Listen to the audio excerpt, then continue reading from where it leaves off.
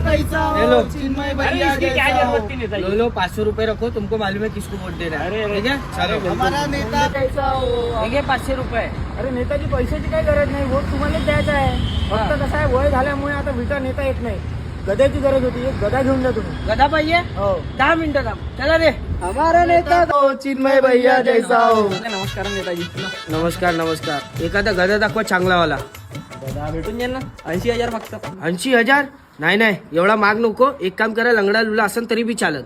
भेटून जाईल ना, 40,000 भेटून जाईल. 40,000? ठीक आहे सांगतो तुम्हाला. चला रे. नमस्कार नेताजी. नमस्कार नमस्कार. हे 1000 रुपये घे आणि मलेच वोट दे. काहून गदा नाही भेटला का नेताजी? अरे 80,000 40,000 म्हणून राहिला. तू एक काम कर, 1000 रुपये घे आणि मलेच वोट दे. म्हणजे नेताजी आमची गद्यापेक्षा कमी किंमत लावली तुम्ही ना? नाही नाही, असं थोडी म्हणता. अरे तो गद्याची किंमत जास्त ना, आमची किंमत कमी. त्याच्यानंतर वस्तीत दिसले तर. नमस्कार मतदार बंधू आणि भगिनींनो, स्वतःची किंमत गद्यापेक्षा कमी समजू नका.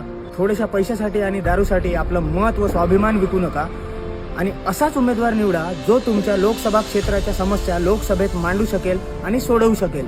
आणि ही रील अशा लोकांना शेअर करा ज्यांची किंमत गद्यापेक्षा कमी आहे.